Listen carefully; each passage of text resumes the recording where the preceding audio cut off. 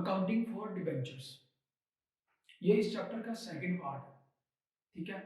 पहला पार्ट हम लोगों ने किया कि जिसमें कंपनी जो है वो आप लोगों ने देखा कि शेयर्स इशू किए जाते हैं। ठीक है। जब शेयर्स इशू करते हैं, ठीक है, तो शेयर्स पे कंपनी क्या पे करती है? प्रॉफिट। ठीक है। डिविडेंड बोलते हैं उसको। ठीक है। वो अमाउंट जो प्रॉफिट में से शेयर होल्डर्स को पे की जाती है उसको हम बोलते हैं डिविडेंड। तो शेयर्स पे क्या पे करते हैं हम? शेयर होल्डर्स को प्रॉफिट। अब डिबेंचर्स में क्या होता है? जब कंपनी को लोन की जरूरत होती है, लॉन्ग टर्म लोन्स की, ठीक है, तो कंपनी क्या इशू करती है? डिबेंचर इशू करती है। ठीक है। अब डिबेंचर जो होता है ये कंपनी की लायबिलिटी होती है। ठीक है। डिबेंचर्स पे डिबेंचर होल्डर्स को इंटरेस्ट पे किया जाता है। ठीक है। शेयर होल्डर्स को क्या पे किया जाता है? प्रॉफिट। ठीक है। और उनको हम बोलते हैं शेयर होल्डर्स, जिनके पास शेयर्स होते हैं कंपनी के। ठीक है। और जिनके पास डिबेंचर्स होते हैं कंपनी के, उनको हम बोलते हैं डिबेंचर होल्डर्स। ठीक है। और डिबेंचर्स पे कंपनी क्या पे करती है? इंटरेस्ट। दैट मींस कि जब कंपनी को लॉन्ग टर्म लोन्स की जरूरत होती है, ठीक है, कंपनी के लिए, तो कंपनी क्या करती है? डिबेंचर इशू करती है। ठीक है। और डिबेंचर्स पे क्या पे किया जाता है? इंटरेस्ट। ठीक है।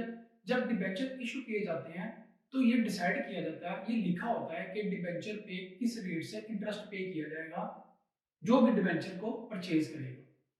ठीक है। अब जो शेयर होल्डर्स होते हैं, ठीक है, कंपनी के, जिनके पास शेयर्स होते हैं, उनको प्रॉफिट तब पे किया जाता है जब कंपनी के पास प्रॉफिट हो। ठीक है। अब कंपनी के पास अगर प्रॉफिट नहीं है तो शेयर होल्डर्स को कुछ भी पे नहीं किया जाता। ठीक है। लेकिन जो डिबेंचर होल्डर्स होते हैं उनको इंटरेस्ट हर सूरत में पे करना होता है। ठीक है। अब डिबेंचर्स का जो इंटरेस्ट होता है उसकी डेट्स होती है कि वो हाफ ईयरली पे करना है या एनुअली पे करना है। ठीक है।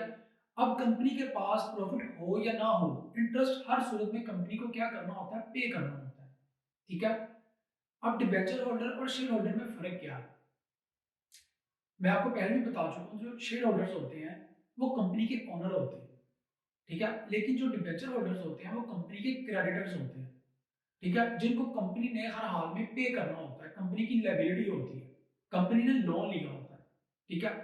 और इंटरेस्ट मैंने बताया आपको कि कंपनी के पास प्रॉफिट हो या ना हो, ठीक है, इंटरेस्ट जो है वो हर सूरत में क्या करना होता है? पे करना होता है। ठीक है। अच्छा, डिबेंचर्स को हम बॉन्ड भी बोलते हैं, ठीक है, और टीएफसीएस भी बोलते हैं। ठीक है। इसके साथ एक कूपन अटैच होता है डिबेंचर के साथ, ठीक है, जिसपे मेंशन होता है कि इंटरेस्ट कब और कितना पे करना है। ठीक है। अब कंपनी की हमेशा कोशिश होती है कि डिबेंचर्स जो होते हैं वो इशू किया जाए शेयर्स की शेयर्स के मुकाबले में। ठीक है। उसकी रीजन क्या होती है? जो डिबेंचर होते हैं उस पर जो इंटरेस्ट होता है, वो एक्सपेंस जो होता है वो माइनस कर लिया जाता है। ठीक है। इसकी मैं आपको भी एग्जांपल दिखाता हूँ। सबसे पहले हम थोड़ा सा डिस्कस कर लें डिबेंचर्स को। जो शेयर होल्डर्स होते हैं वो, उनके पास वोटिंग राइट्स होता है। ठीक है। वो वोटिंग के जरिए कंपनी की मैनेजमेंट को डिसाइड करते हैं कि कंपनी को रन किसने करना है। ठीक है। लेकिन डिबेंचर होल्डर्स के पास वोटिंग राइट्स नहीं होते। ठीक है। ये सिर्फ कंपनी के क्या होते हैं? क्रेडिटर होते हैं। ठीक है। ये लोग डिसाइड नहीं कर सकते कि कंपनी की मैनेजमेंट क्या होगी और किसने बिजनेस को रन करना है। ठीक है। इसके बाद अब हम देखते हैं कि कंपनी जो है वो डिबेंचर्स को क्यों प्रेफर करती है, ठीक है, शेयर्स के मुकाबले में। ये हेडिंग देखिए, सबसे पहले लिखा हुआ है कि why companies prefer to debenture issue. ठीक है। कंपनी डिबेंचर क्यों इशू करती है? हम एज्यूम करते हैं कि सबसे पहले आप देखें कि अगर हमने शेयर इशू किए हैं, ठीक है, देखें क्या लिखा हुआ है, annual earning before interest and tax. ये एज्यूम किया हमने। ये आप लोग इससे पहले ये पैराग्राफ जो है वो रीड कर लेना। ठीक है। जो एनुअल अर्निंग है इंटरेस्ट और टैक्स से पहले, इफ शेयर्स आर इशू, अगर शेयर इशू किए हुए हैं तो कितनी है जी annual earning before interest and tax? 12 lakh. If 10% debentures are issued, तो फिर भी एनुअल अर्निंग कितनी है? 12 लाख। अब ये 10% जो डिबेंचर का रेट, इंटरेस्ट रेट है, यानी कि ये आपको मेंशन होगा। ठीक है।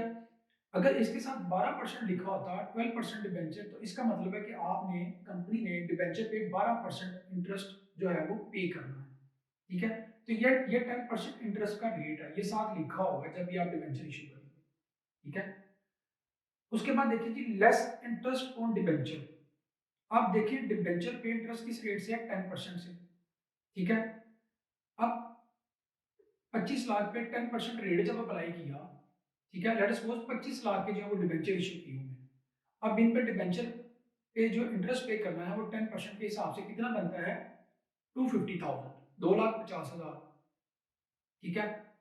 उसके बाद अर्निंग बिफोर टैक्स कितनी आ गई देखें, इंटरेस्ट ऑन डिबेंचर को देखें हम माइनस कर रहे हैं एनुअल अर्निंग में से एज एन एक्सपेंस, ठीक है। इंटरेस्ट जब हम पे करते हैं डिबेंचर पे तो ये हमारा क्या होता है, एक्सपेंस, ठीक है। इसको हम माइनस कर रहे हैं एनुअल अर्निंग में से, ठीक है। तो आगे आपके पास अर्निंग बिफोर टैक्स, देखिए 12 लाख है अगर शेयर इशू किए हैं, 9,50,000 हो गई अगर डिबेंचर इशू किए हैं, ठीक है। उसके बाद लेस करें जी इनकम टैक्स, एज्यूम जी 40% रेट है इनकम टैक्स रेट, ठीक है। अब इनकम टैक्स रेट आप अप्लाई करें, 12 लाख पे आप लें 40%, ठीक है। तो ये आ गया 4,80,000, 9,50,000 पे लें आप 40%, तो ये आ जाएगा 3,80,000, ठीक है। ये माइनस किया तो आपके पास नेट इनकम आ गई। देखिए जब शेयर इशू किए तो 7,20,000 है, जब डिबेंचर इशू किए तो 5,70,000 है।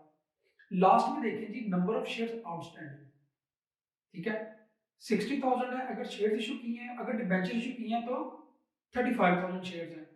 अब अर्निंग पर शेयर कितनी कैसे आएगी, 7,20,000 को डिवाइड करें 60,000 शेयर्स पे, तो आपकी अर्निंग पर शेयर आ गई 12। उसके बाद दूसरी तरफ देखें, अगर हमने डिबेंचर इशू किए हुए हैं तो ऑब्वियसली शेयर्स की जो तादाद है वो कम होगी, ठीक है। तो 5,70,000 जो नेट इनकम है उसको डिवाइड करें 35,000 शेयर्स पे, तो अर्निंग पर शेयर कितना आ गया, 16.29।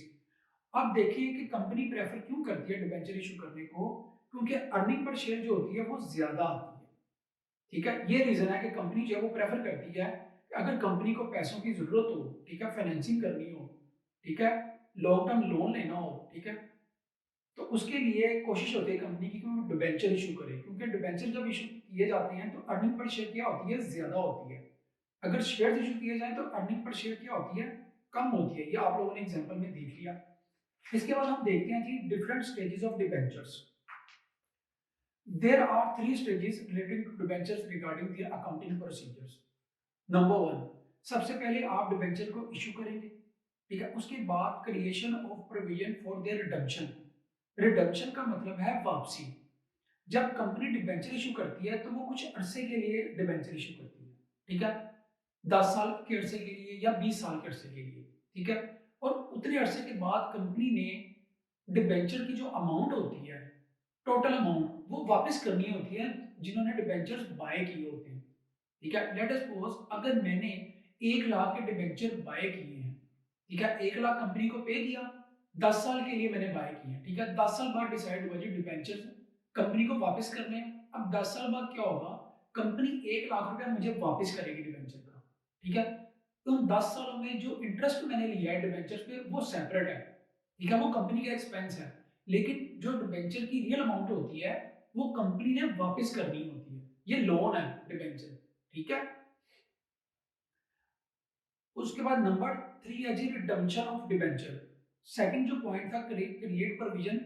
आप यानी कि कुछ रिजर्व्स, प्रॉफिट में से कुछ अमाउंट रखते हैं जब आपने डिबेंचर्स को वापस करना होता है, जाहिर है आपने पैसे वापस करने होते हैं लोगों को, ठीक है, इसलिए आप क्या करते हैं, प्रोविजन रखते हैं यानी कि रिजर्व रखते हैं प्रॉफिट्स में से, ठीक है।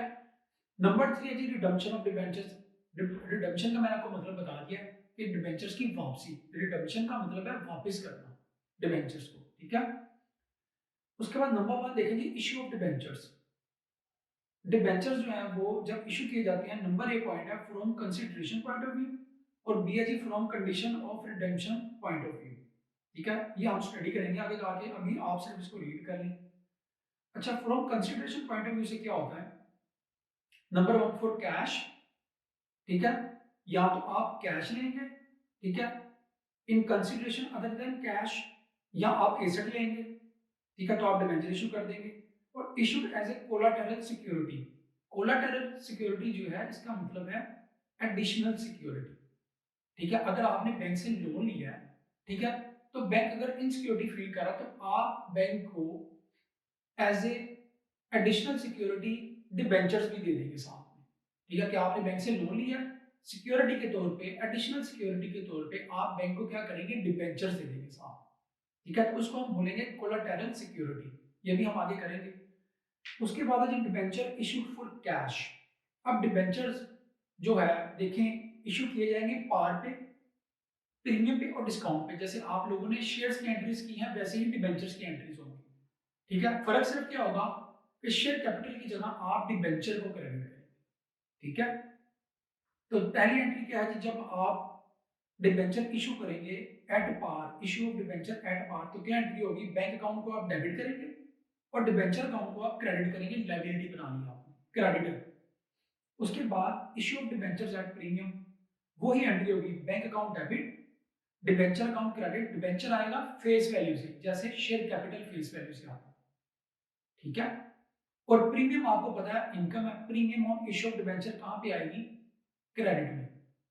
ठीक है, उसके बाद लास्ट जी issue of debenture at discount, वही एंट्री करेंगे आप जो शेयर में करते थे, डिस्काउंट पे जब इशू करते थे। Bank account debit, discount on issue of debenture debit as an expense, और debenture account credit face value से।